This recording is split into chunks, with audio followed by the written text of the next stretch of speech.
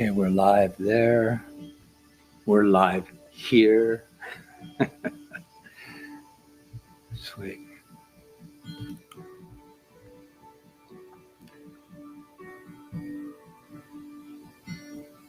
Okay, I'll bring the music down.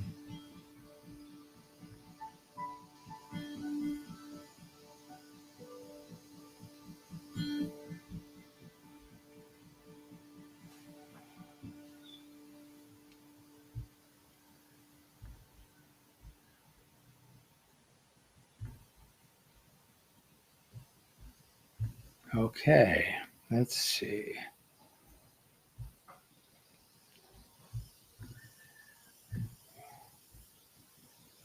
Bring up the chat there.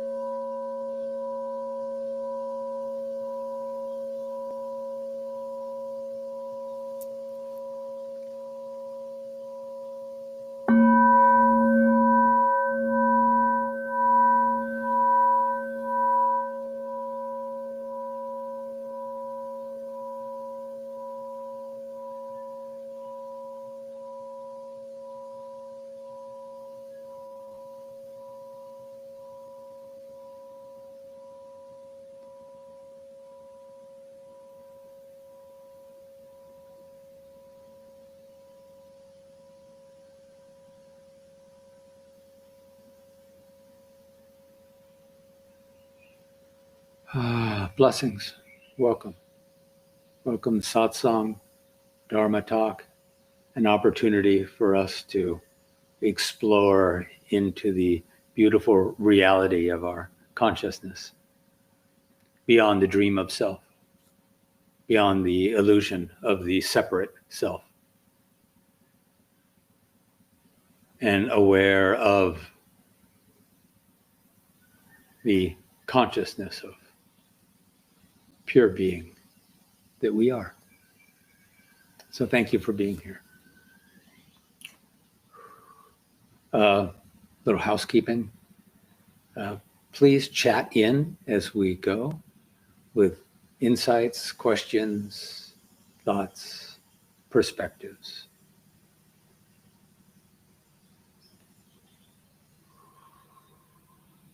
If you're joining us in the Oasis, then the Dharma Talk is included in your membership. If you're joining us on YouTube, then there is an opportunity to donate. I think I've got the donation link in the description. I hope so. If not, then afterwards in the recording, it'll be there. And no obligation, just an opportunity if you so desire. But Dharma Talk is offered graciously or in the spirit of abundance.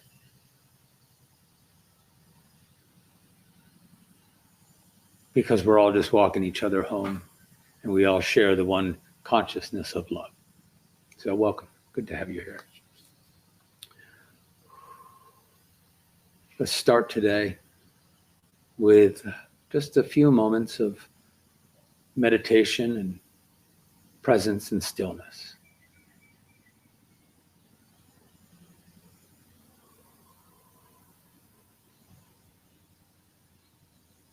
We're here to explore, to point our awareness to the essential nature of our being, the unwavering self, the unperturbed self.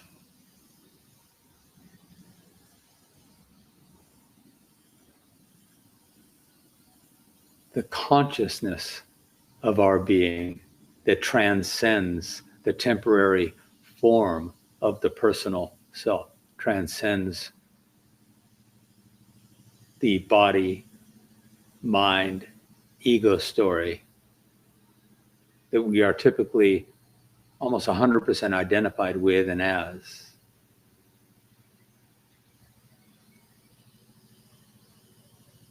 And to take some time to be present and explore and inquire. Is there a self that transcends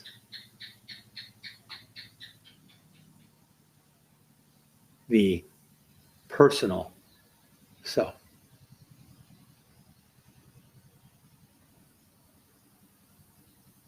So we bring our awareness to our breath,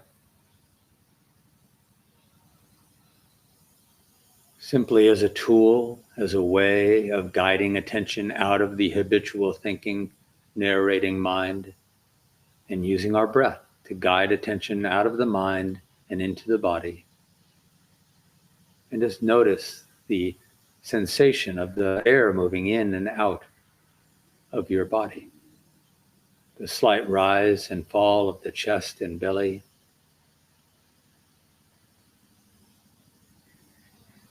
The sensation of the air moving into your nose.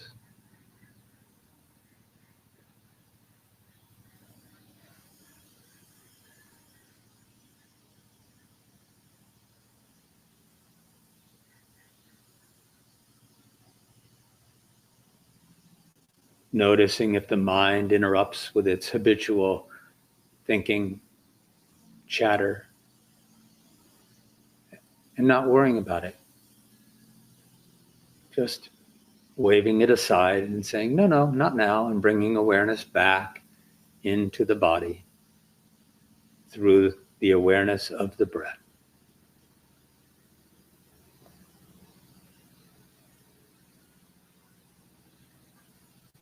And notice the cadence of your breath, the pace of your breath.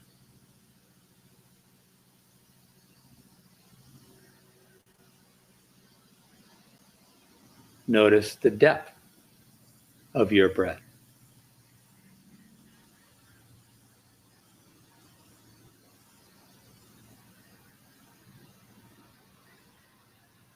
And consciously and intentionally take 3 deep, full, nourishing breaths, and notice the feeling in your body as you take 3 deep, nourishing breaths.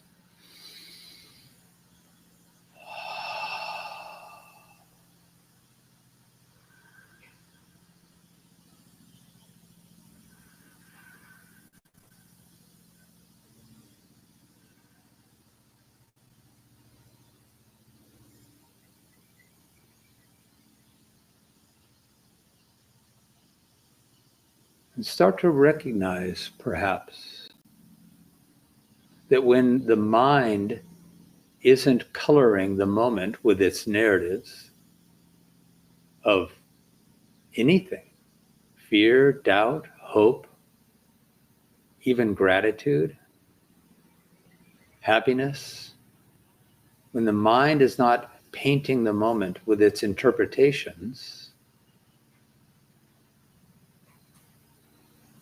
what is the essence of your being?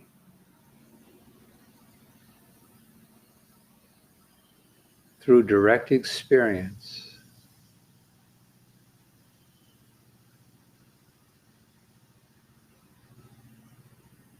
we might start to recognize that there is an observance of everything that comes and goes.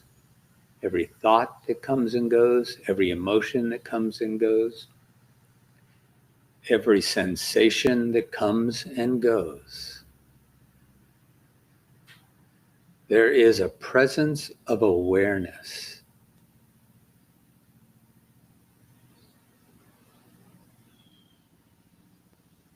that does not come and go.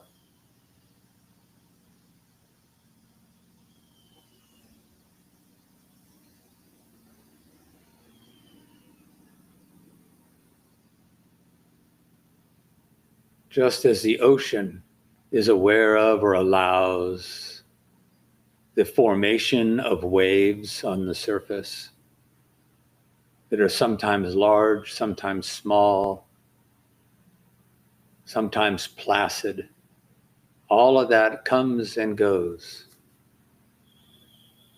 as a part of the ocean.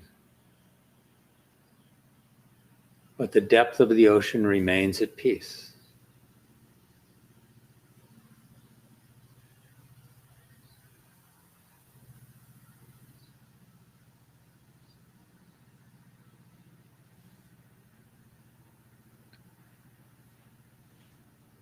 Consciousness, the formless presence of loving awareness, consciousness is what we are. The personal self is what we do.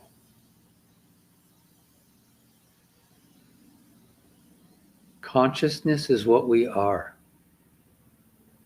The activity of mind, which is the personal self, is what we do.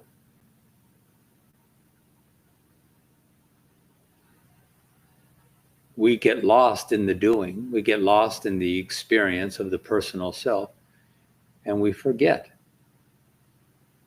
that we are the formless consciousness of awareness, within which that activity of mind appears and disappears, comes and goes, and fluctuates.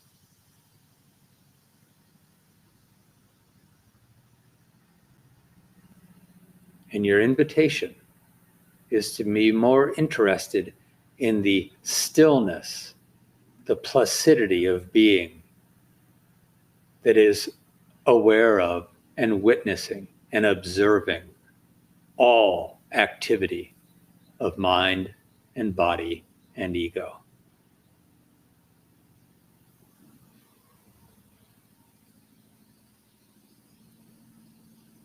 Observing thoughts. You are beyond your thoughts.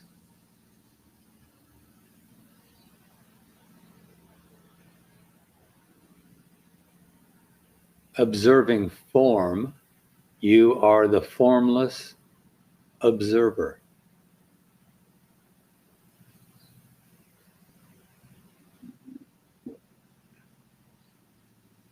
Observing time. You are beyond time.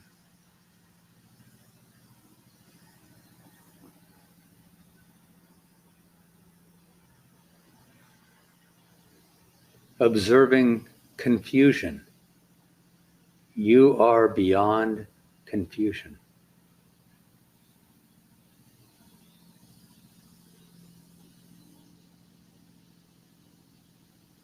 Observing suffering. You are beyond suffering.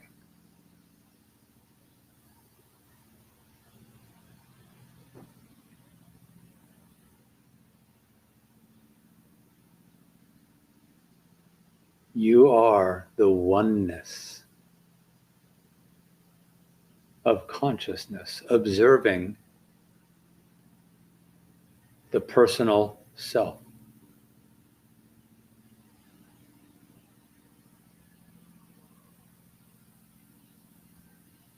Which is temporary and is a combination of the body, our limited mind, and the constructed story of the personal self. That is happening, that is occurring, that is present, but it is not the totality of who we are. It is an experience within the awareness of consciousness. Be more interested in the awareness of consciousness, observing all temporary experience.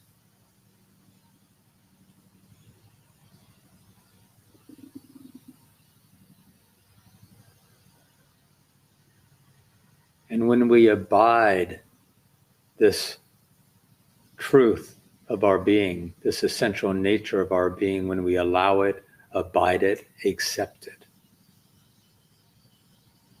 We find the ability to meet every moment that comes and goes, every feeling that comes and goes, every emotion that comes and goes, every thought that comes and goes, and to meet them all with loving awareness and non-resistance. We get to meet our grief, our sadness, our aloneness, our confusions, our fears, our doubts. We get to meet all of it with unwavering love, because that is the nature of consciousness.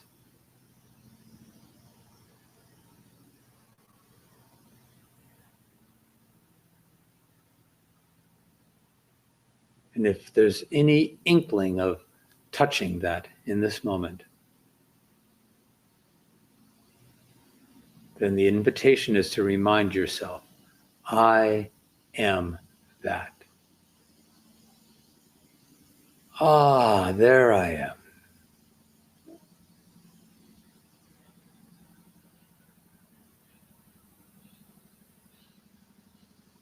The formless, observing the form. The stillness, observing the activity.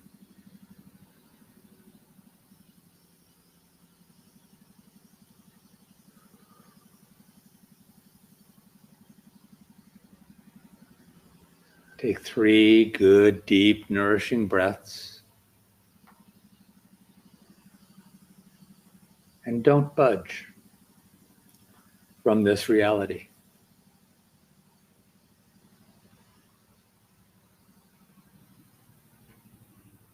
Even as you slowly open your eyes and come back into the world of visuals, and objects, and form, and activity, might you be able to stay awake as the observer of all of it.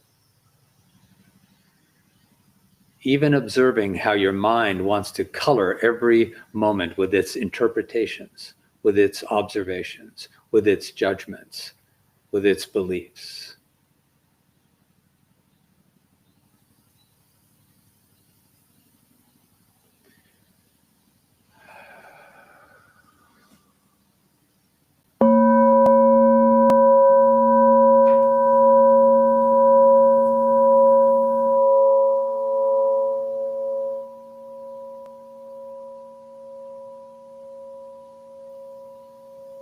Beautiful.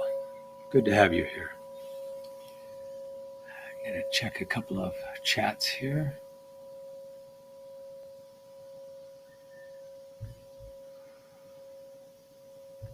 Okay. A wonderful analogy to use when we start to explore what is the reality of life, and we realize we're seeing it typically through our conditioned and programmed judgments and interpretations, is the analogy of putting on yellow-colored glasses and looking out at the snow. Or orange-colored glasses, maybe that's a better analogy. We don't want to get lost in the idea of yellow snow. So there we are with our orange-colored glasses looking at white snow, and as long as they're on, as long as we choose to see through that veil, that interpretation, that perception, you will never see white snow. You'll never see snow actually as it is. You will always see it through your interpretation.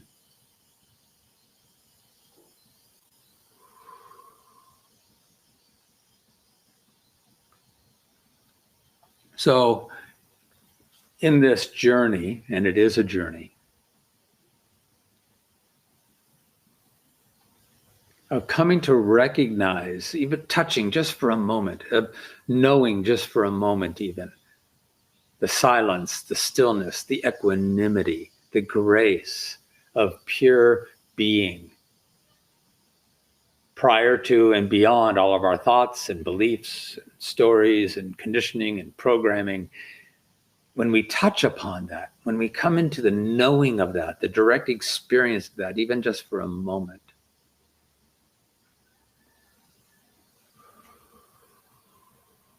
it is typically a new and unfamiliar experience as compared to the way we've been viewing the world and in experiencing the world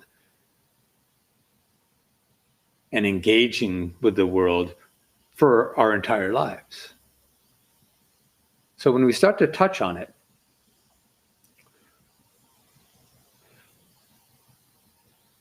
as we practice, as we become more familiar with this truth, we tend to employ, and it's incredibly valuable to do so, a sense of faith that that is the truth of who I am, even though my illusion of life tells me differently. My habitual illusion that feels so real tells me differently. It tells me I am the individual self. I am my pain, I am my thoughts, I am my beliefs, I am my feelings. Those are all what I am, rather than I am the awareness of those.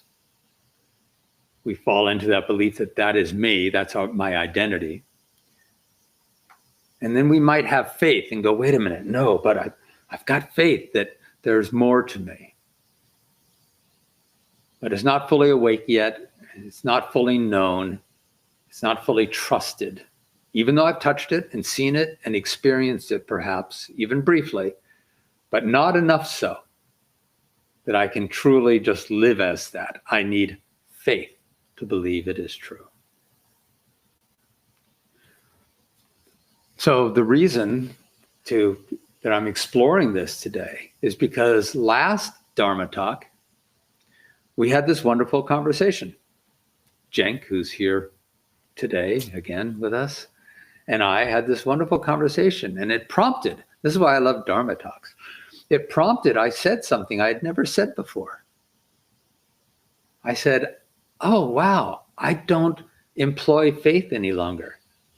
It's not a tool I use. I don't need it. And that just shook me. I spent the last 2 weeks exploring that. Is that true? What is faith? How have I used it? And at what point, perhaps, in holding on to faith, was that keeping me from actually abiding truth? So today, let's talk about living beyond faith. And recognizing that this is a place we come to in the journey. You may not be here yet. We might be talking about something that's coming for you. You might be right at that threshold, and this could be a valuable talk in releasing and moving beyond faith and seeing what happens then. But we have to talk about these things in the different stages. And it'll make sense when it makes sense for you. But play with it. It's a wonderful contemplation to sit with and be with and explore. So what is faith? The way I interpret it, at least in these talks, is faith is simply a trust or belief in something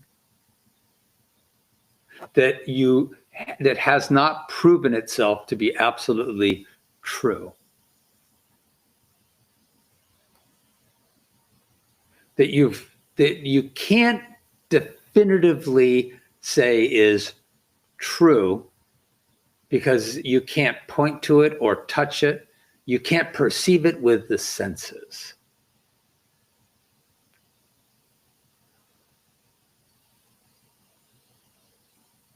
So we employ faith. I have faith in this thing. Have you ever seen it? Well, not really. but I felt it, but I trust that it's true, and I carry faith, and that gets me through.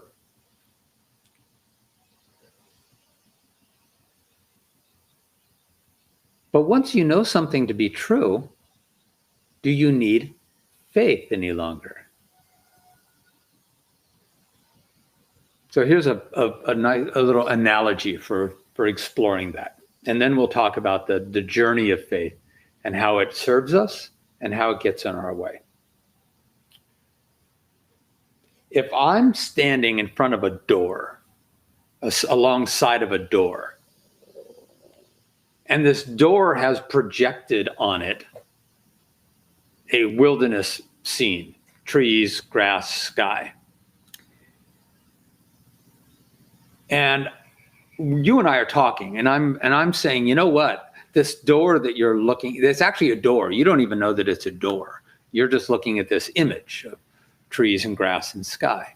And I'm saying, you know what? This is actually a projection on a door that has not opened. And if I were to open the door, what is behind this door is an elephant. You would initially say, I don't see how that's true. I don't see an elephant. But let's say you trusted me. Let's say we had the type of a relationship that you trusted me. And maybe it's a whole group of people telling you there's an elephant beyond this door.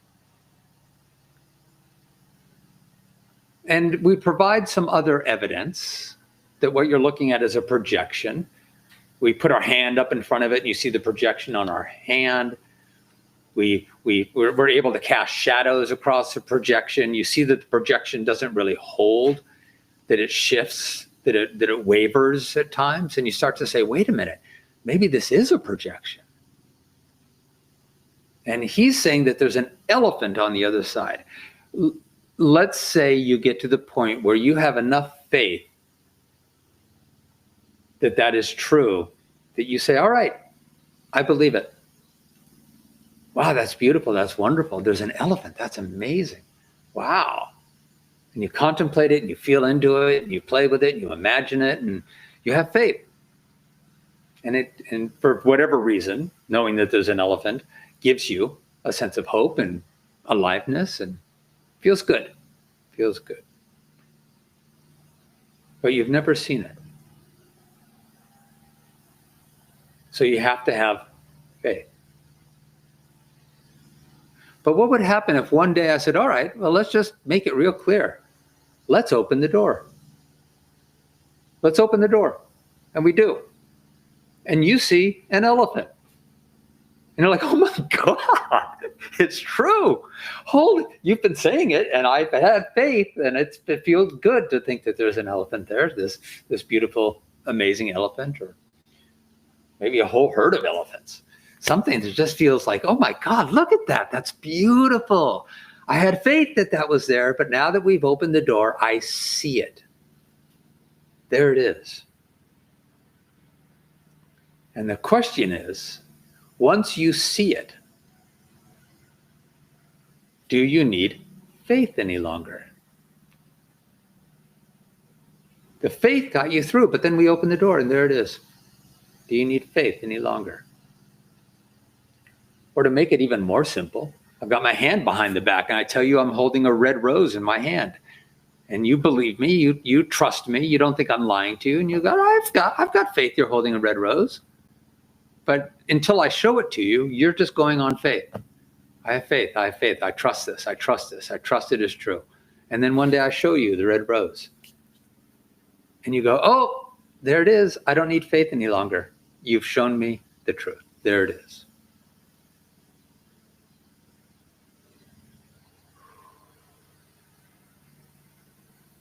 So faith is a belief in something, a very strong, powerful, trusting belief in something. But then once you know the truth, do you need faith any longer? So let's look at a couple of analogies in this. Jump over here and see if there's... Oh, there's Cynthia. Thank you, Chess. Yes, thank you, Cynthia. Good to see you here. Beautiful. And who's here in the Oasis? Who's here? Go ahead, chat in. Let's see who's here. What's resonating? Okay, there's Richard. Hello, Richard. Good to see you. Sweet. All right. So I've been playing this last week with analogies.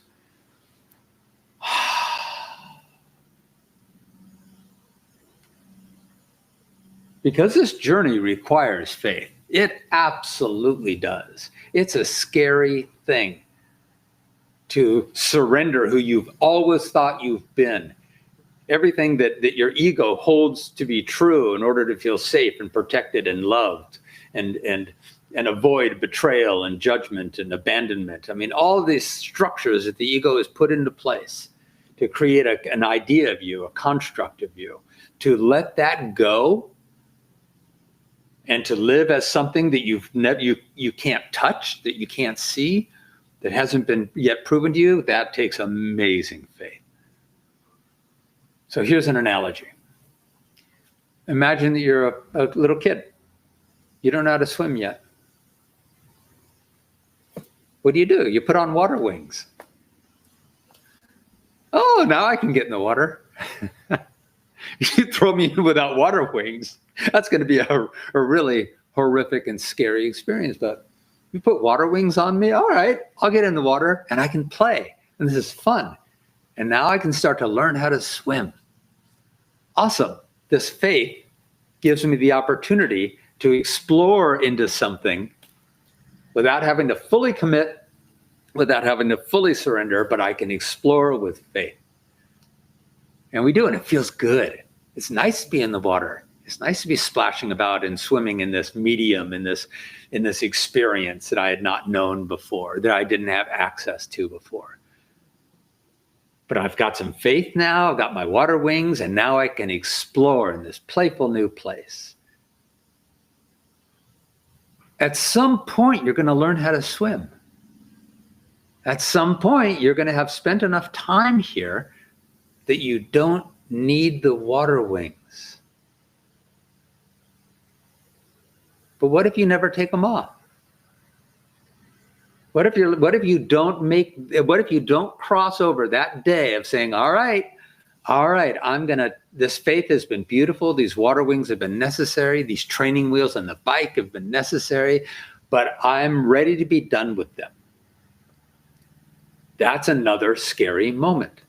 The day the training wheels come off, the day the water wings come off and you jump in the water, that is another scary moment. But if you really trust, if you really have faith, then you can leave the water wings behind and learn and swim. And then you can really learn how to swim. In fact, you've never been able to dive deep under the water before because you've always been clinging to the faith, to the trust. But now we're talking about surrender. Now we're talking about abidance. Now we're talking about living this truth, not having faith in it, living in the truth. Take the water wings off. You can now dive deep to depths that you have never explored before. Think of a deep dive free diver in the ocean exploring all these amazing depths. At one point, that diver didn't know how to swim and needed water wings. But then they progressed and progressed. So the invitation here is to look at where are you still clinging to your faith, even though you might already know how to swim, even though you might actually know the truth of your being, the formless, boundless grace and love and presence and unwavering peace of being. Even though you may know that, are you abiding it? Have you taken off the water wings of faith and allowed yourself to live it without question?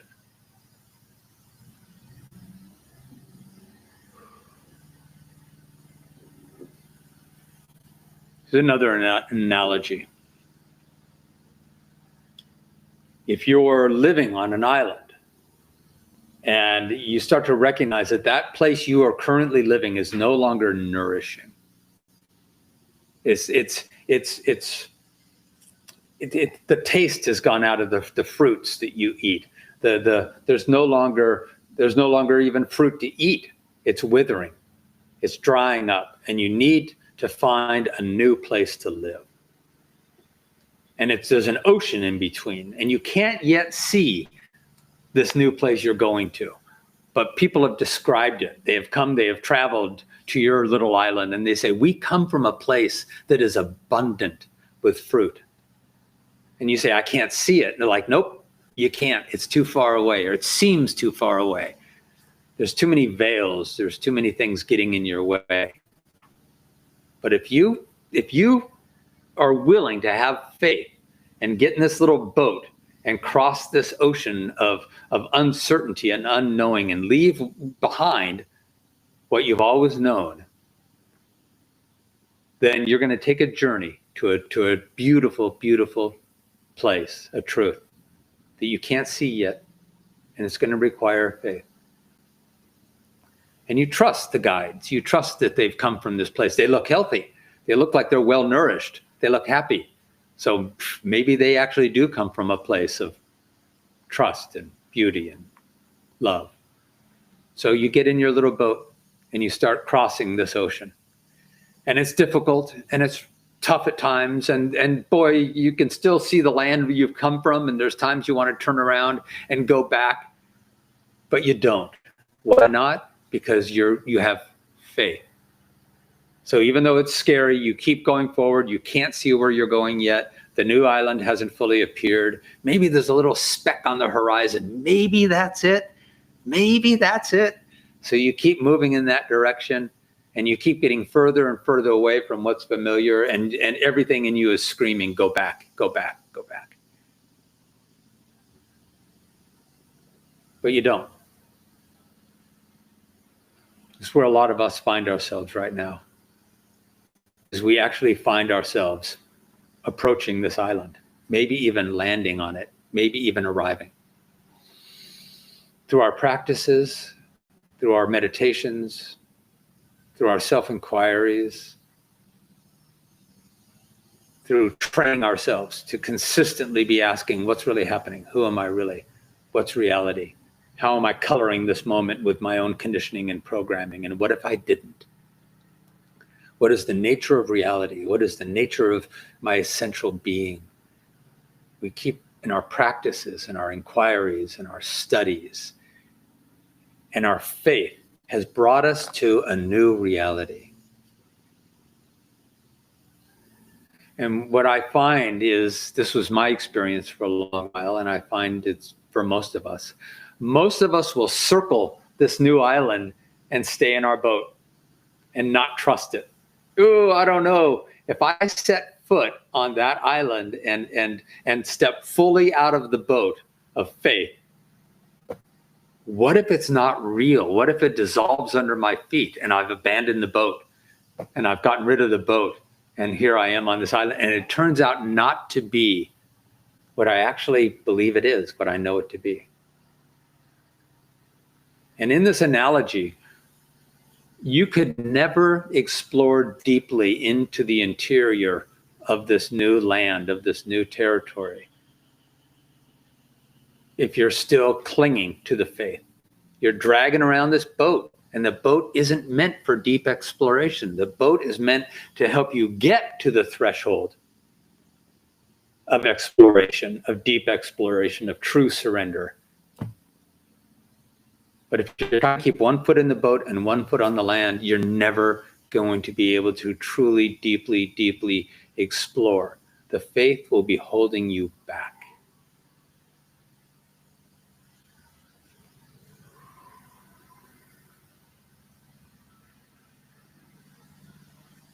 What would it feel like to say, all right,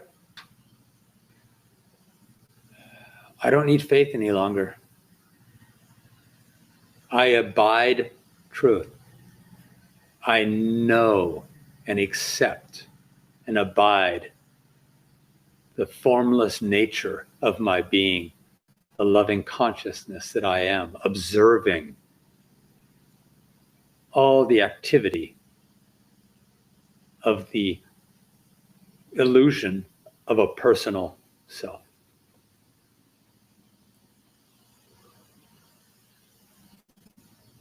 What if you were to live that way every moment?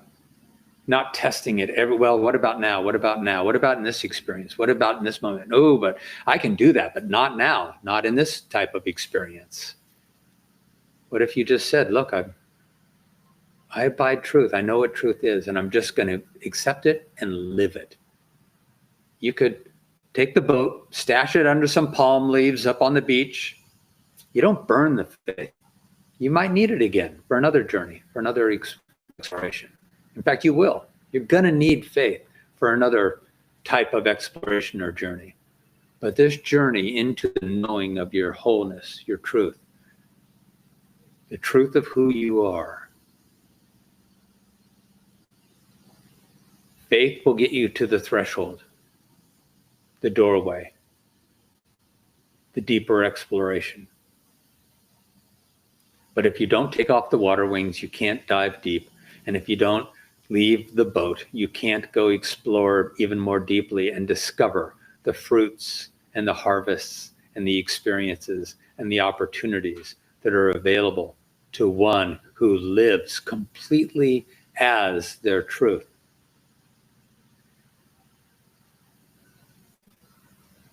Of unconditional loving awareness.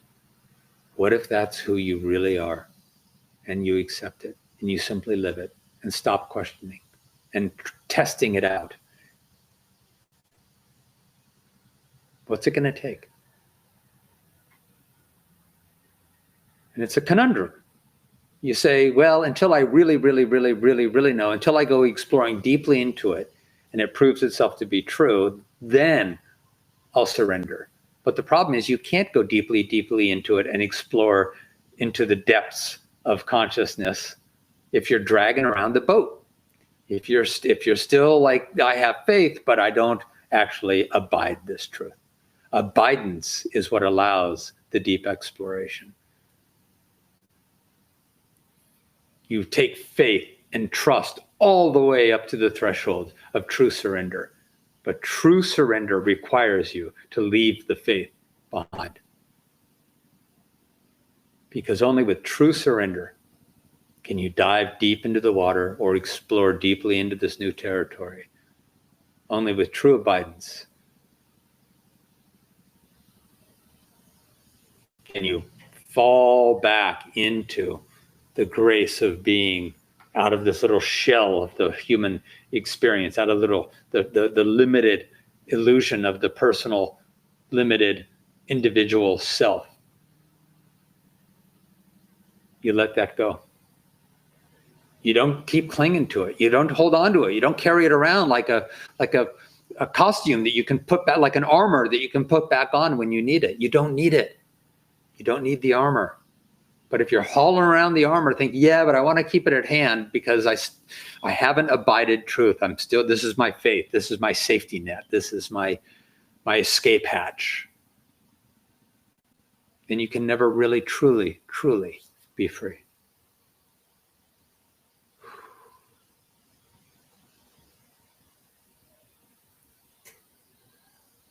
So what happens when you feel into that? What happens when you explore that way of perceiving and that possibility of, are you willing? Are you ready? And maybe you're not. Maybe you still want to haul around the boat and say, just in case, I still want to be able to get back into it. And I can at least explore the beaches and the shores of this new territory. I know I can't go deeply into it and explore deeply, but right now that's enough for me. That's fine. Then do that. But just know that to truly be free, to explore deeply all the riches and wonders and possibilities of living as loving awareness, free of the personal construct. You can't do it if you're still clinging to your faith.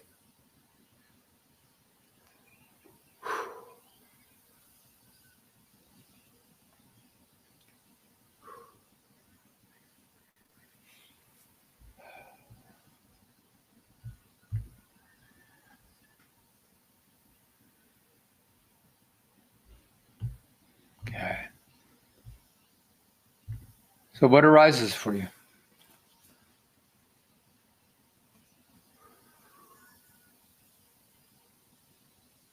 Who are you? Really?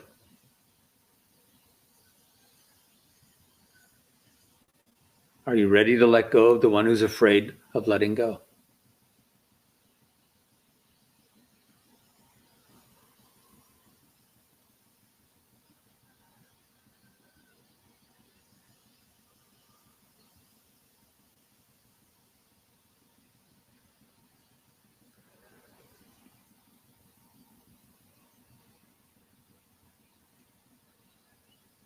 Alice here says, yes, standing right at the precipice.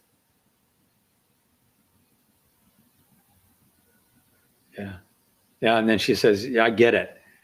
In order to truly, truly surrender, I have to move even beyond my own faith. Yeah. Stunning, isn't it? And why not?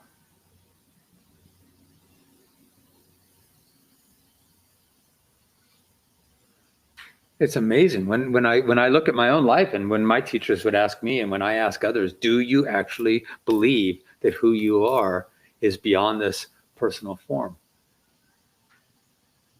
And some people go, I think so.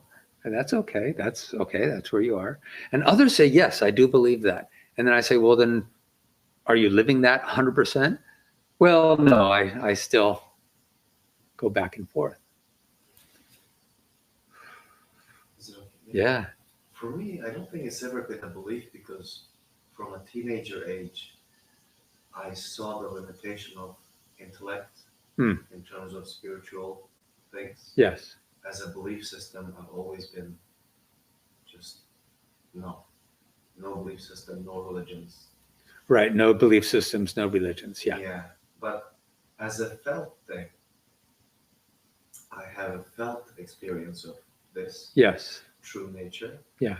Call it invoking it, even through memory, and suddenly the feeling comes. Exactly. And it's now in the present moment. But I think for me, because it's more of a felt thing instead of an intellectual belief system, for me, the way that I come close to what you're saying is there can still be a duality, even through the feeling.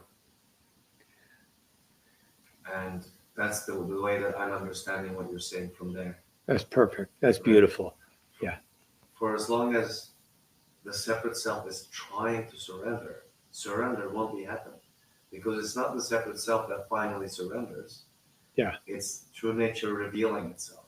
Right? It's a different thing. That's right. Yes. It's not like somehow I achieved something. It's not something, nothing is created. Yeah. Nothing is made. It's already present. We're just diminishing the veil more and more. Yeah. I mean, there's this thing like, you know, like in Sufism or whatever, like you can keep knocking on the door. That's all you can do. Yeah. But you're not yourself opening the door. Something much larger reveals itself from the other side, so to speak. Yeah. But all we can do is, okay, like, yes, if there's something I can do the knocking. But not to think that somehow, just because I'm doing that, I will be the one opening the door. That's true. You won't be the one opening the door. However, you also can participate in being the one who starts to recognize there is no door. Okay. I'm knocking on a door. Wait a minute. What if there's no door?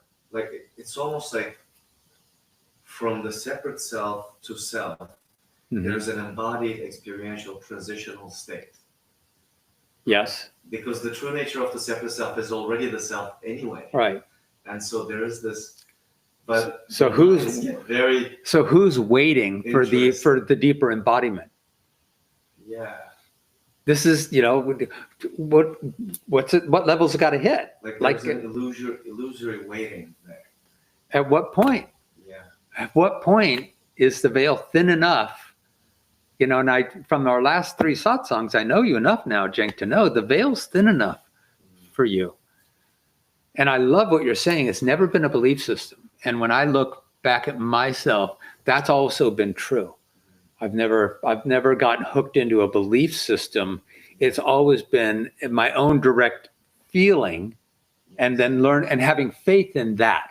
So I'm not having beautiful point. I've never had faith in a belief system. I've had faith in my own direct experience. Yes, which is more of this moment.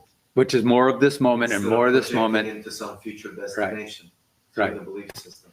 And something will happen. And the analogy still holds, because we're not transcending a belief, and we're not saying let go of the belief system and surrender. We're saying, is the faith strong enough with what I keep experiencing? Yes. That I no longer need the faith that I'm going to be okay, because there is no I who's going to be okay. There's the I who's already okay. So what we're doing is we're transcending the direct experience of meeting the threshold and hesitating. Yeah, from the self who has faith. From the self, yes. We're transcending from the self who has faith to what the faith has been pointing to. Would you say it's similar to from the self who's trying to let go into the one or whatever? It's very similar, right? Who's trying to realize, from the sense who's trying to realize. Let go of the self, let go of the individual. Just like it doesn't exist. Yes, from that whole mechanism and trying to somehow bridge the gap to the seeing that the gap has been illusory to begin with. How can you be the individual trying to let go to the one when the individual never existed in the first place? Yeah, that's a big one. Right. So you say that's a big one.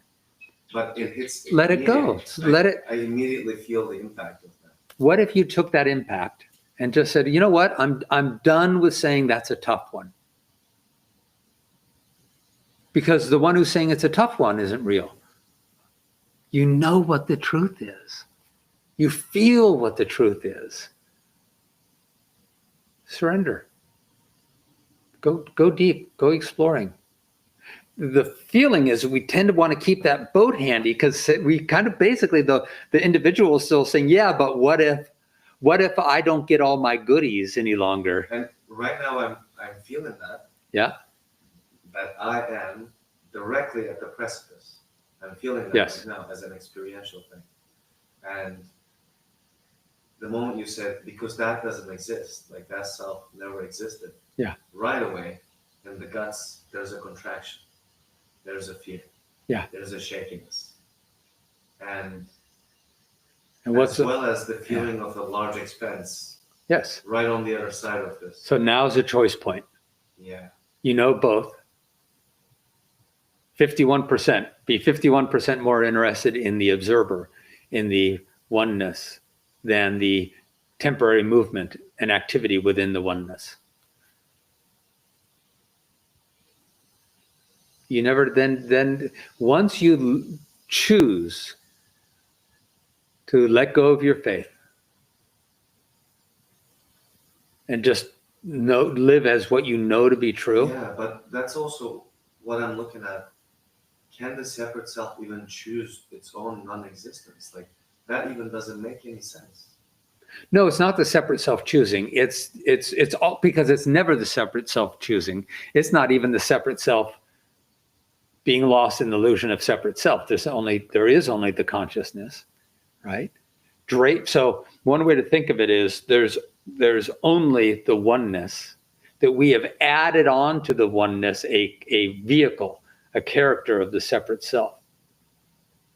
But the oneness is still the only thing that there ever is. It's just currently cloaked. And you're speaking to the oneness.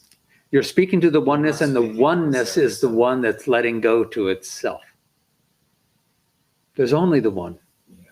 That's the thing. There's something really beautiful about that. Yes, there is something really beautiful about that. The oneness is letting go into itself. Yeah. It's never been about the separate self letting go or trying to do something. Yeah. Because every time we perceive that way, we believe that there is a separate self. Here's a nice analogy that Rupert Spira uses a lot that I love. And we've talked about this, the space in this room. Is the space in this room separate from the space outside this room? No. It seems like it because there's a temporary structure.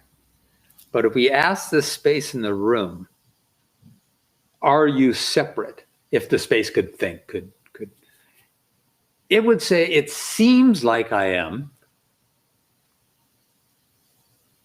But then if you imagine just the walls disappearing, would there be a box of separate space, separate from the other space? No. It's never been separate. It's never been separate. You've never been separate. I've never been separate. There is no separate self. It's activity of mind. Now we use it to live in this world of form, but it's a freedom to be free of the limitation that illusion implies. This really the so-called transitional thing from one perspective to the other. And in that video I shared with you about the speakers, and one of them says something like, the so-called realization is illusory too. Yes. You're not actually moving from one perception to another. That's part of the problem. You're not moving from perception to another perception. You're simply abiding truth.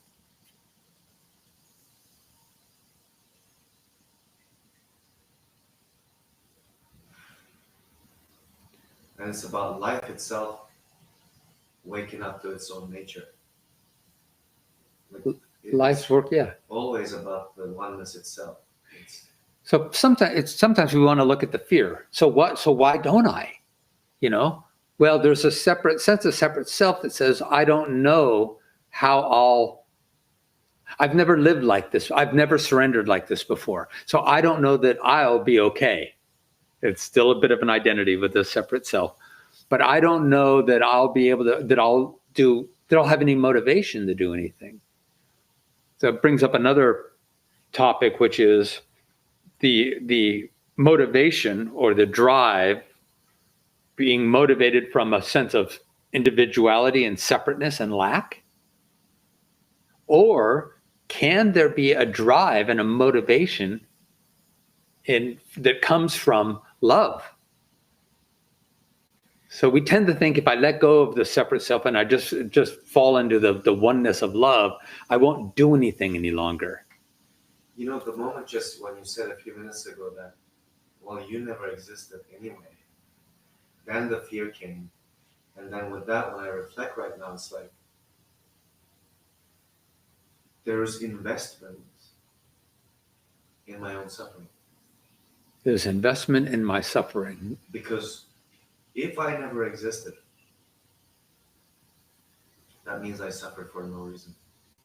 That means my suffering really, in a sense, had no purpose. Who cares? No meaning. Who cares? Yes. Right? Who cares? This is what comes up. It's like, it's too threatening to see or to even think about the possibility that all this time I suffered an illusion, an illusory suffering. So from the front, if you abide who you really are, pull out. It's once we're that close, pull out and just observe that. Okay. So from truth, how like even shame.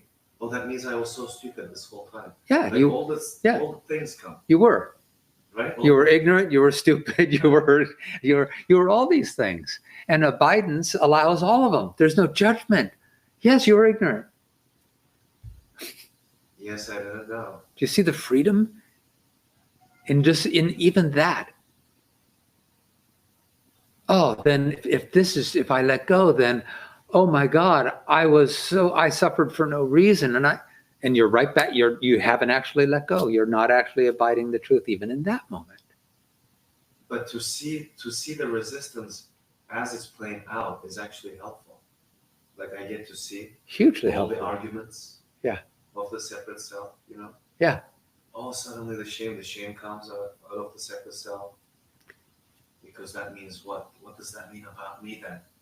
If I never existed, right? Like. So you bring up a good point. Observe the resistance. Yeah. And don't believe it. See it for what it is. Don't get lost in it. Yeah. Because all there is allowing. Try that one on. What if that's all there is? Allowing is not an activity of mind. Allowing is the very nature of our being.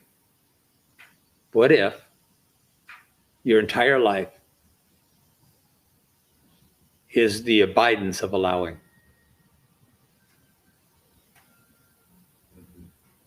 Always being just watching your resistance, watching your suffering, watching it, and just being able to notice that. Like, why? Because it's such a beautiful exploration. Oh, what comes up? When I try to surrender, what comes up? Yes, notice that. Absolutely. Allow that.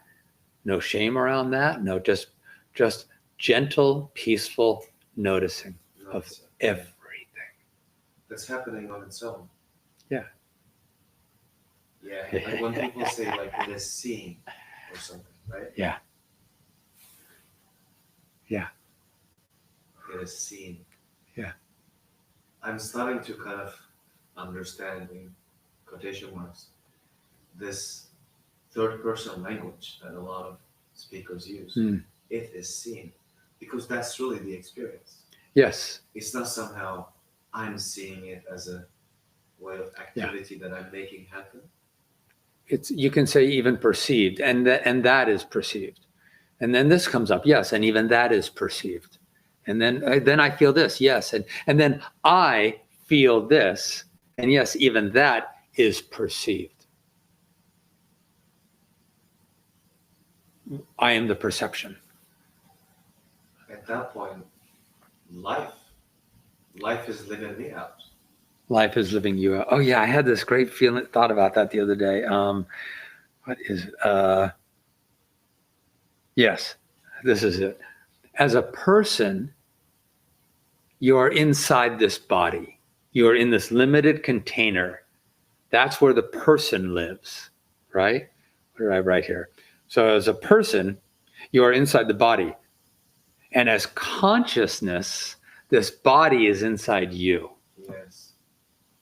So, and that's a wonderful practice. And to have both going on simultaneously. When you sit in a meditation, you can sometimes start with, no matter what is going on within the personal experience, that is happening within the consciousness of being. The person is happening in the body. The body and person is happening within consciousness as the body. Yes. And that is happening within you, consciousness. Within life. And when the identity is then life and wholeness, that's freedom, no matter what the experience is in the weather of conscious personal experience. You're the sky and everything else is just the weather. Yeah, that's really the so-called shift. So why not live as that? Like as we're talking about this, the shift is happening. That's right. That's why we have satsang. That's why we have meditation. That's why we have self-inquiry, because it's waking up from the dream. Yes. This conversation is doing this. And all the resistance is allowed in that. The so-called resistance that comes and goes. Of course the resistance is allowed in that, exactly. Yeah. Because that's why I asked when you were saying, the resistance is, oh my God, I've suffered for all these, years for no reason. And I don't want to think that or feel that. Yeah. And it's like, who's the I that doesn't want to think that? That's in the personal self happening within the consciousness of allowing. Yeah. It's really it's stunning. And then you just live. You just live. You just live. Allowing. Yeah, but then but that might happen. Yeah. You live as the allowing. That's what you're saying. You live as the allowing. Yeah. Come to rest in the stillness until you come to recognize yourself as the stillness. At which point, who needs faith? Then the stillness of the pond, sometimes there's ripples, sometimes there's not. But if we're trying to take the ripples on the pond and calm them with our hands and wondering why won't they calm, because I'm the one worried about the ripples. I need them to make them go away. So I'm going to try to smooth them out with other thoughts and a better sense of self. And that's just creating more ripples. Hands off. I am the stillness that allows waves, ripples, thoughts, movies, projections, old resistance, my old conditioning, the triggered fear that still needs healing and resolution. All of that now is allowed, because I'm the allowing. Yeah. Somebody here says, well, thank you. Says, you're awesome, Chess. Chess doesn't exist. But thank you. Yeah, but we get to play with that, right? Yeah, the characters, there's some awesomeness in this character. But when I really take that in, of course I'm awesome. So are you. Because the essence of being is awesome. And is that even true? Because that's almost in comparison to not being awesome. So the essence of being isn't really awesome, because that's just a comparative statement. The awesome, the essence of being has never known anything but itself. It has never known anything but itself. And within the allowing is the ignorance. Like, everything has been allowed. All of this has been allowed. Of course, yes, right, exactly. The mind is limited. It's always going to be limited, so it has to be allowed. Because if we bemoan the limited mind within which the activity of the personal self arises, then we are identified as the limited mind and not the awareness of it.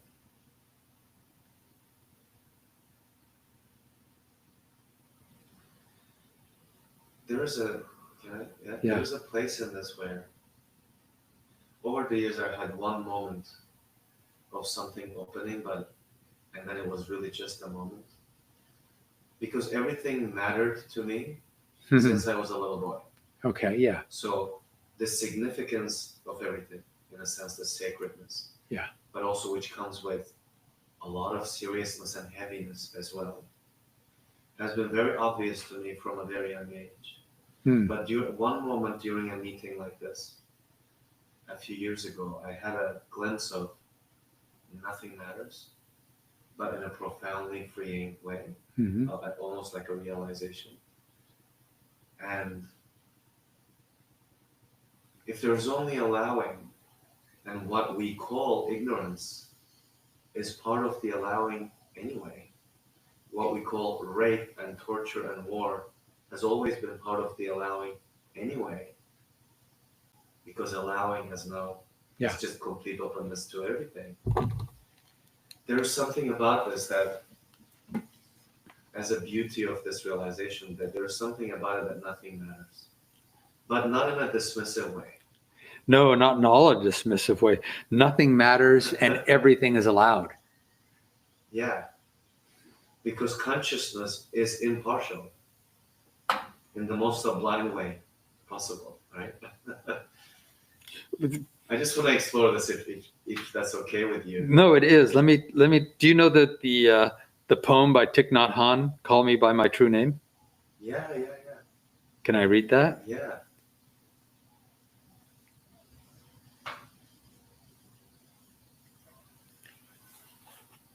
Don't say that I will depart tomorrow, for even today I am still arriving. Look deeply. Every second I am arriving. to be a bud on a spring branch, to be a tiny bird with still fragile wings, right? The allowing, right?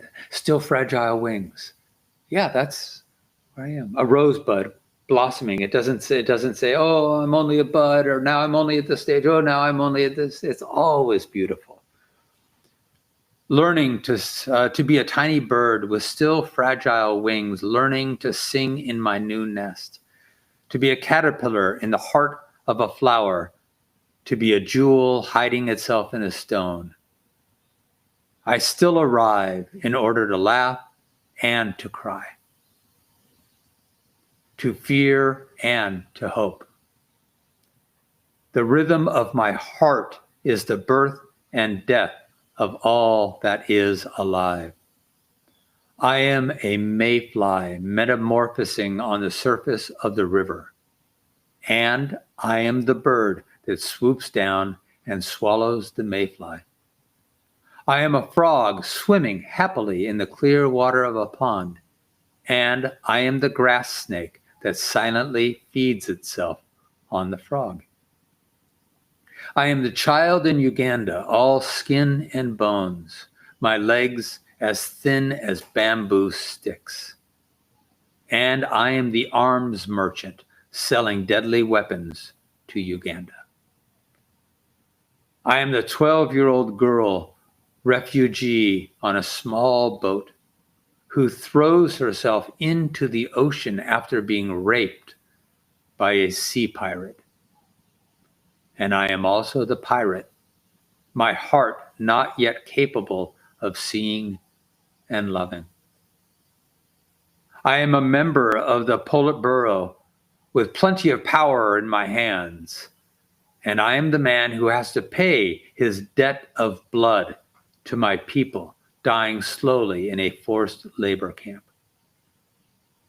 My joy is like spring, so warm it makes flowers bloom all over the earth.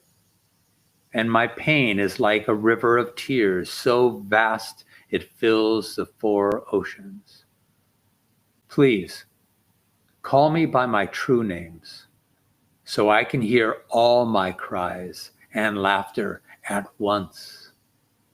Please call me by my true name, so I can hear all my cries and laughter at once, so I can see that my joy and pain are one. Please call me by my true names, so I can wake up and the door of my heart could be left open, the door of compassion.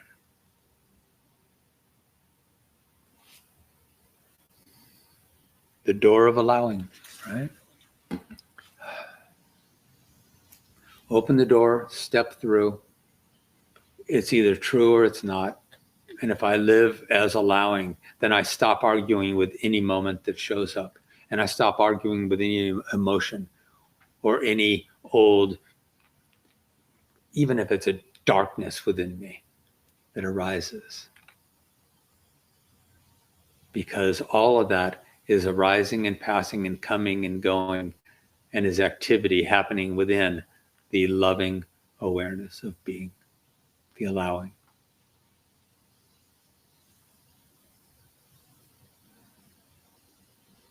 And my faith has brought me to the threshold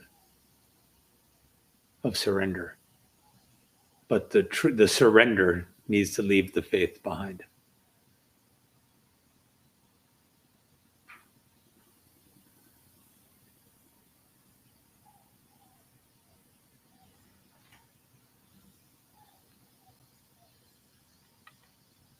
Like, if you look at a master, whether it be the Dalai Lama or somebody like Thich Nhat Hanh, Ram Dass, we all have the potentiality of mastery because we're all the same thing.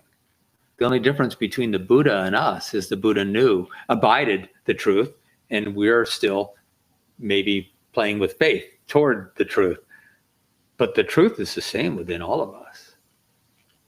And if you were to ask the Buddha in his state of enlightenment, do you have faith?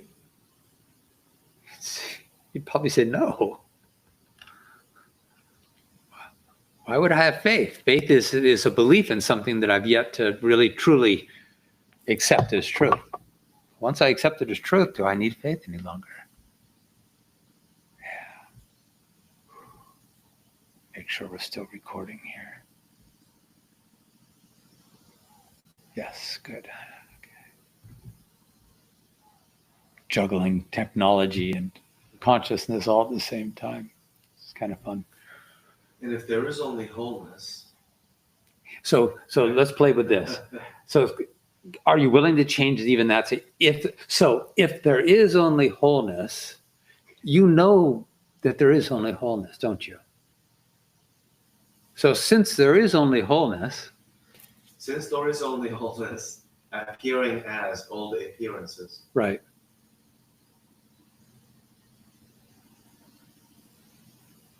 Nothing to gain, nothing to lose anywhere. No, you're the one who would be gaining is if somebody loses, another one wins, or all this. It's all happening within the same oneness anyway. Yes. And so it's because you've said this a few times, and I get it. I probably say it too. If that's true, what if you just even started shifting that? I'm trying to get close to this place where, without dissociating, as a realization of nothing really matters, but as a beautiful realization, not as a dismissal of anything.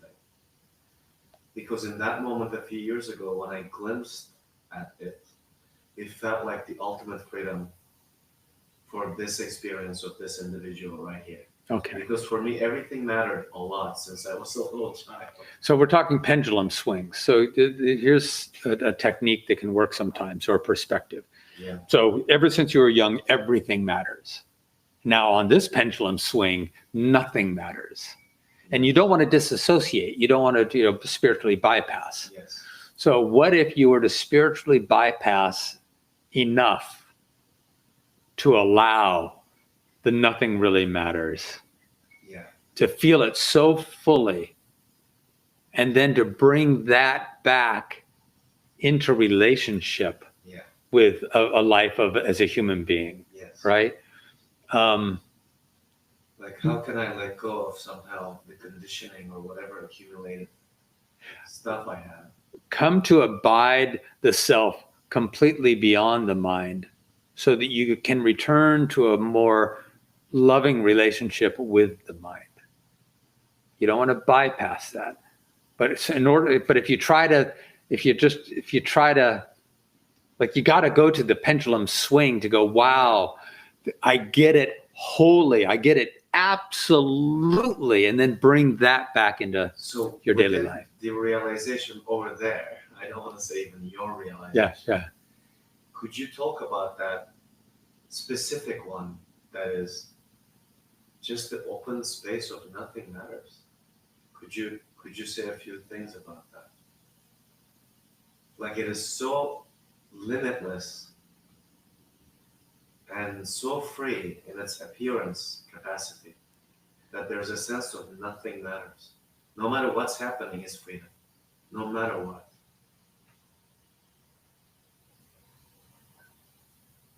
We do occupy a limited experience. The illusion of self is a limited experience.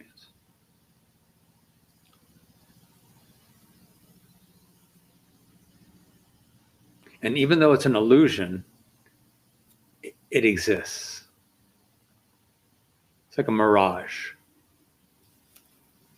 The mirage is real. What it's showing you is the appearance is false. Still an appearance. The appearance is still an appearance. Yeah.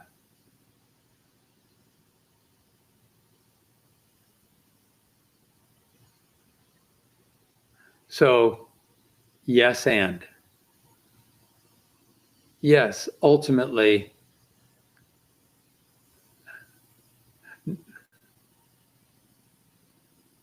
matters. Okay, this is interesting. Matters is it's a perception. You can't even say to the one nothing matters. It doesn't even know what matter is. It just is. It just is. That's where the freedom, yeah. That's the freedom. It just is. And within the isness now, there is a human life unfolding. It's lucid dreaming. Play with the human life, knowing that you are not ultimately that. John Smith gets to play King Lear. Now, if John Smith forgot he was John Smith, he would suffer the character of King Lear. We're typically suffering the character of our construct, of our egoic construct, and trying to clean it up. I don't want to be King Lear. King Lear's got a messed up life. I want to play a nicer character.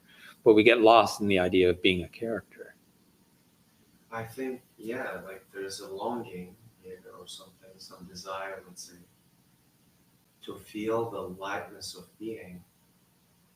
That when Adyashanti says, yes, maybe as humanity, we will go extinct. Maybe that is what's in store. Maybe we will. And he can have a big, joyous laughter about that. Right. That profound lightness is like, oh my God, like, yes, of course we do care. But at the same time, like, yes, and.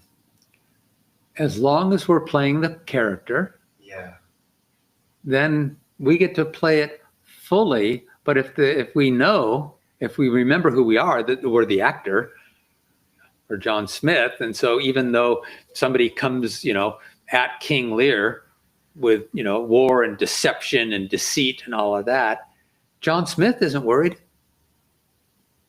The character is, but John Smith is not worried. So we take steps to play with life, and as love, we want to experience life in as much of a reflection of our truth as we can. So we want to experience love and kindness and unity and compassion and oneness because it is most reflective of our truth. yeah. So we want to do that, and we do that through the human form.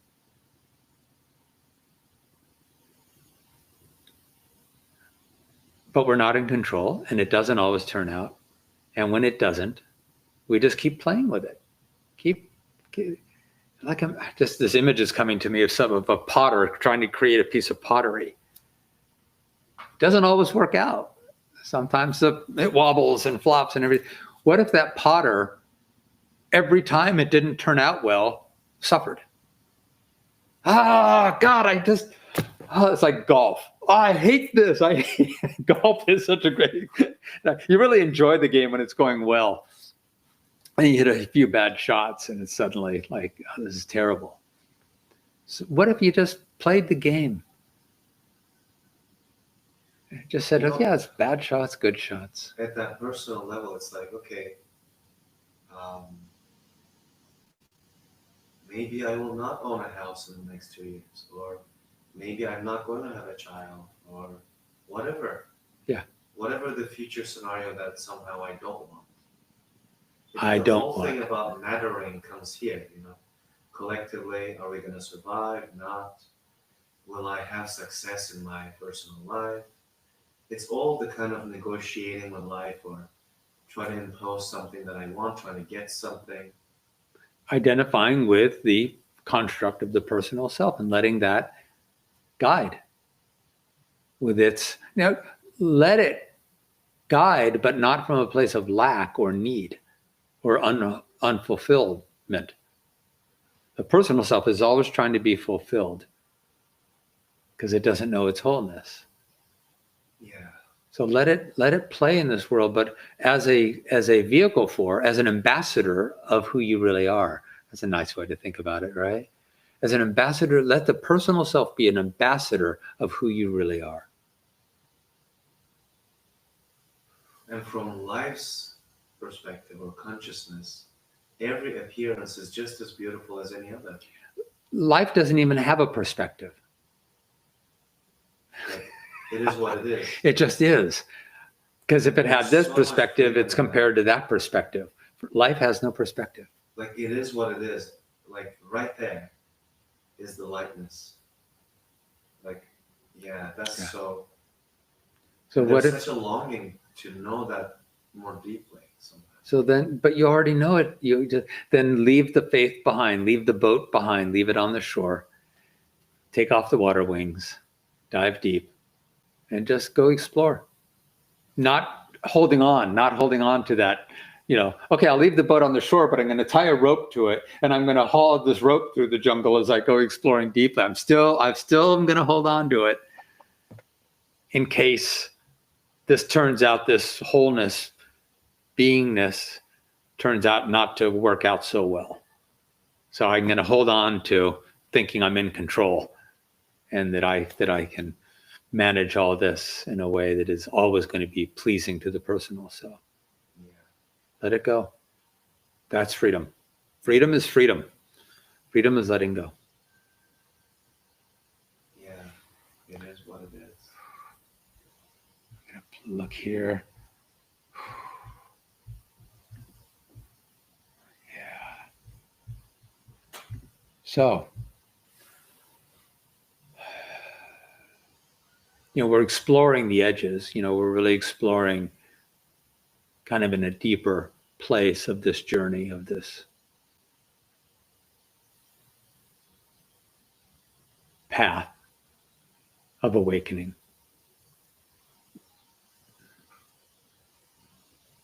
But this was the moment that everything changed for me.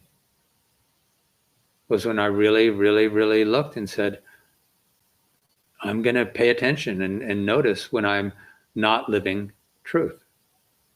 And truth is allowing. Simple. It got that simple. And then I read a nice book by somebody like Rupert Spira, that happiness is you are the happiness that you seek. And in it, he just says very clearly, the one sentence is the cause of all suffering. I don't want what is happening.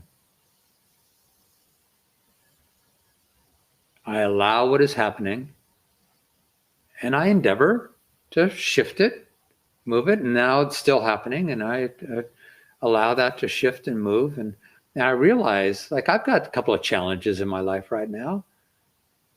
Some people that are behaving quite badly. And when they behave badly, they're behaving as they are. It's troublesome. But if I don't paint that experience with my judgment and my fear, then it's just something that's happening. I manage it. So it's really wild. I'm just staying in conversation around trying to negotiate some things, but it's beautiful because I'm not hating them in the experience. I'm not making them the villains. I'm not, and that energy flows. I've never once insulted any of these people and said, you know what, you're an asshole, you're a jerk, you're just a. I can say, you know what, it doesn't seem like you're following through on your integrity, and I can speak truths, but never with a vehemence or a us, me, and them separation. Does that make sense? Yeah. So what if you can just go through your entire life attending to what needs to be attended to as the light of love and allowing? Would you not live in peace, as peace? Come to rest in the stillness until you come to recognize yourself as the stillness. What if you could stay still?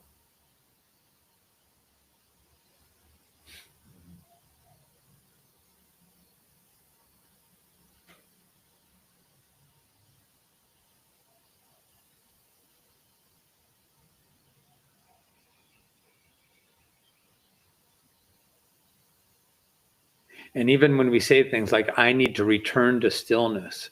No, you don't. You are stillness. So what does that really mean? I need to return to stillness. I already am stillness. I need to let go of the I that thinks that it isn't stillness.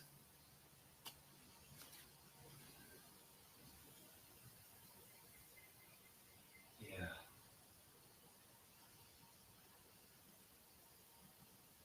And then that small I says, ooh, I don't know if I can do that, but luckily I have faith. So okay, I'll do it today because I have faith. Who's the I? This is another way to think about it. Who needs faith? The only one that needs faith is the illusion of separation. Yeah, who feels like he is lacking something to begin with. The only one who needs faith is the one who does not know who they are, or who has not abided who they are. Once you abide who you are, you don't need faith any longer, because the one that needs faith is seen as what it is, activity of mind. Activity of mind. Some kind of confusion or misunderstanding. Just a veiling. Yeah. The mind is our karma. Karma is anything that veils truth, and our mind is our karma. Veils. It's just a veil.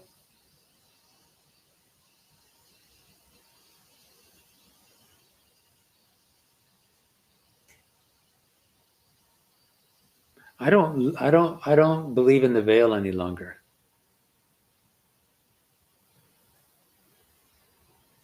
It has no power. Why would I allow something that isn't real to have power? That's just insanity. Why would I allow something that isn't real, that I know, that I'm very clear on isn't real? Why would I allow that to have power? That's just stupid. Oh my.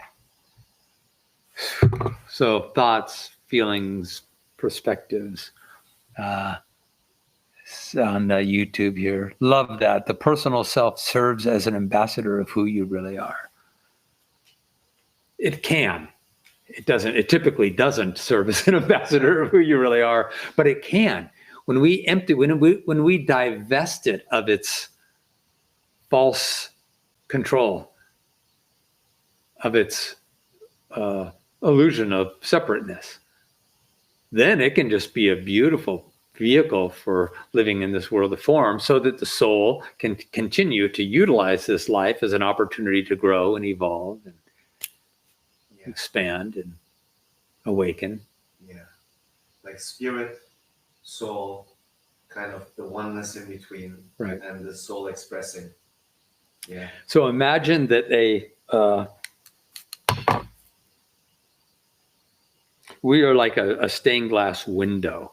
We have the soul is like a stained glass window. Every soul is unique. One soul is just naturally inclined to love jazz music, and another soul is naturally inclined to not, right? To like something else. One soul wants to live in the city, the other soul wants to live in the wilderness. That's the uniqueness. So the soul is like the stained glass window. The light is shining through the soul, and the light is the same. The light that comes through this stained glass window is the same that comes through this stained glass window, the same that comes through this stained glass window. We are all the same light, expressing individually as souls, and the personal self is ideally just a vehicle to be in 100% service to the oneness that is uniquely expressing through our soul expression. Yeah. And we all get hung up in the separation. This can be lived out. Yeah. Through a recognition that I am expressed here still as a limited. I was born, I'm going to die. With that awareness, there's no denying of that. And yet, I am also, at the level of the spirit, I am the entirety of life, appearing here as this specific individual. And the individual needs to have faith, typically, in order to live like that. But what if the individual didn't need faith any longer? It would mean that then you'd know that you're abiding the truth, that there is no individual. Just like the space in this room is not a separate space from the space outside. It's not. It never will be. It never has been. Yeah. So once we abide that truth, then we no longer need the faith. Mm-hmm. the individual is we live as who we are, playing with and using the individual, Yeah. but not identifying as it. Mhm. That's freedom. Yeah.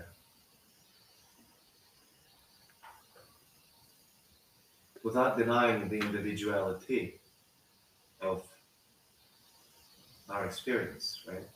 The uniqueness or whatever we can call it. Well, it's not denying the individuality, the unique experiences, Yeah. but it's Like it is functioning, it's still there. but not naming them, Yeah. not so fervently defining everything through the conditioned, programmed Yeah. individual identity. If as long as you have orange colored glasses on, you will never see white snow. Yeah. Mhm. Can we just see what happens? Like if you completely surrender the individuality and live in the oneness as the oneness, utilizing the vehicle of a personal self to express, to feel, to explore, to wonder. The body and Yeah. the functioning of the body. The body, In the world. mind. The Yes. mind is its strategy, decision making, Yeah. choices, The whole etc. system. And then the ego aspect of the individual self, that's the one that really needs to be seen for what it is Yeah. and realize that's the illusion. The Yes. body's not so much an illusion. It's temporary, but it's not really an illusion. The mind isn't really an illusion. It's temporary, but it's not really an illusion. But the story of a self, the construct of an ego, is That can an illusion own, that can claim. that has any reality. Exactly. that Ego is not a thing. The body is a thing. The mind is a thing. Ego is not a thing. Ego is activity of mind. Mhm. And yet we live in deference to making sure we coddle and take care of this thing that isn't at all real. And that was so obvious in that 24 hours that I somehow was in this, right? Like, That's all there there is. was no knowing, there was no one to know anything, there was no activity of the mind for any. So that's the pendulum swing, right? So now the idea, and correct me if I'm wrong, is there in that 24-hour period you had of this pure being, was there any sense of, yeah, but I don't see how I could live like this? Okay. None. Yeah. You were just okay. You were allowing. It was complete transcendence. Okay. In every way possible. Then I can only say it in this way: complete transcendence. Complete transcendence. Of anything that could be called self, me, whatever, mine, Jake, complete. Okay. But at the same time, the functioning was happening as it always did. Yeah. As it always did. So why did you abandon that? I didn't. I don't know. Now, without shaming it, right? Just to, like you said earlier, just to notice. Somehow, something came back. Yes. The self came back in a way. The illusion of self said, I hope you had fun with that. That was awesome. But it's habit. It's just, there's a habitual self. Yeah. So that habitual self now has faith in this truth because you experienced it. So this is kind of where you are, right? The habitual personal self has faith that this is true. But who carries the faith? Who needs the faith? Like in a sense, I can say I remember. Yeah. How it was. But just play with it this week. Let go of the faith. Yeah. Just be. See what happens. Mm-hmm.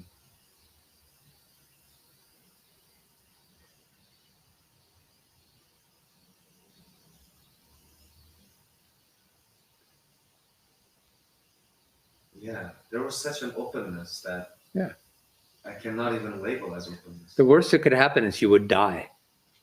And then you would and yet then you would still be yourself.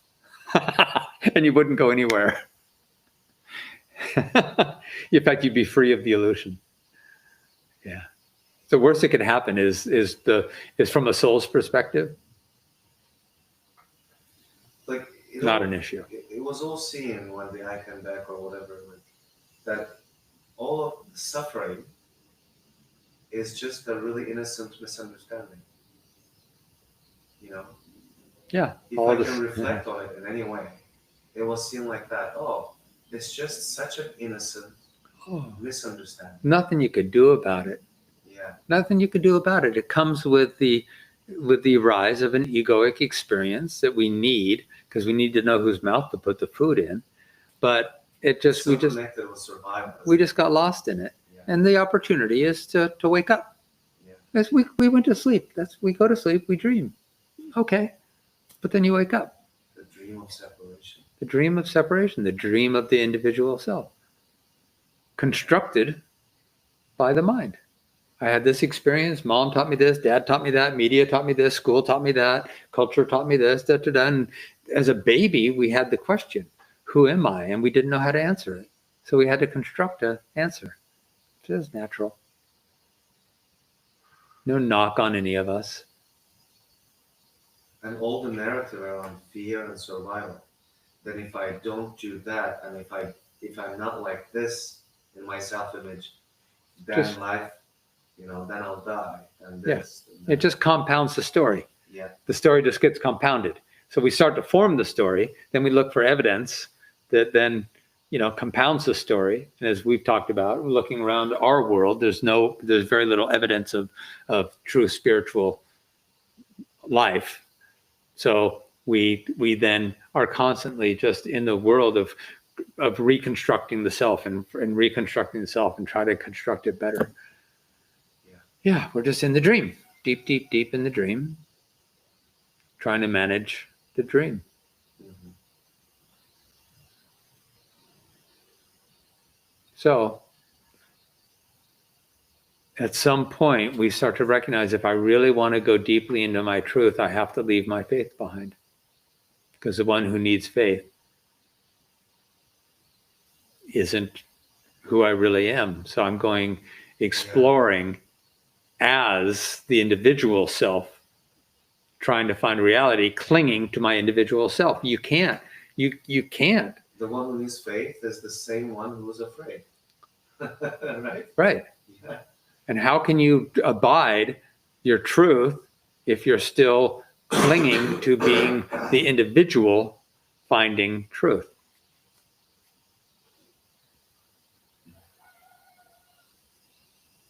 Faith brings us through the threshold, but then at that point, you let go.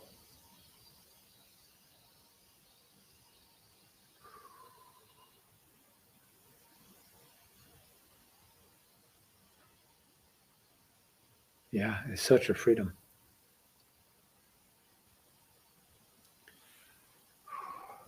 So I'm curious in this. We're actually past our hour and a half.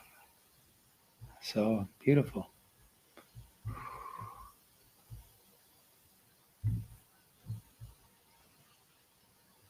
All right, my friends. I hope this has been valuable.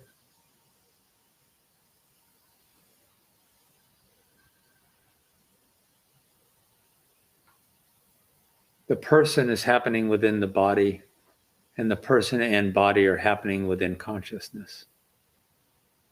You are the consciousness within which a temporary mind, body, ego construct is playing out.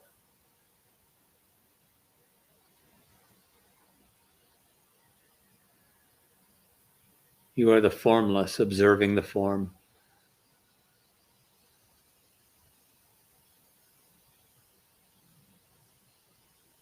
You are the awareness observing the thoughts.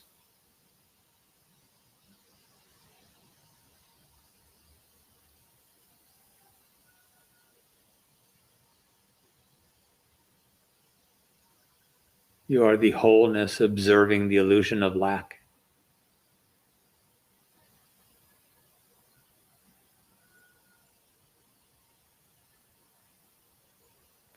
We require faith. We are buoyed by faith to keep us afloat while we're crossing the uncertainty, the oceans of uncertainty, and study and trying to become more clear, and the destination starts to come into view, starts to become more clear. We can then see it, we can smell it. It's right there.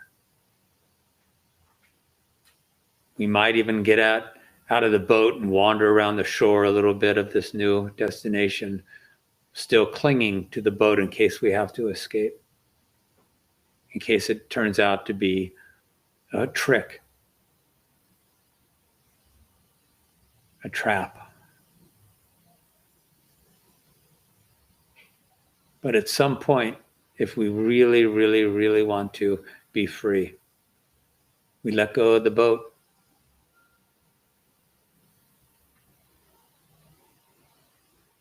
We take off the water wings and we can dive deep.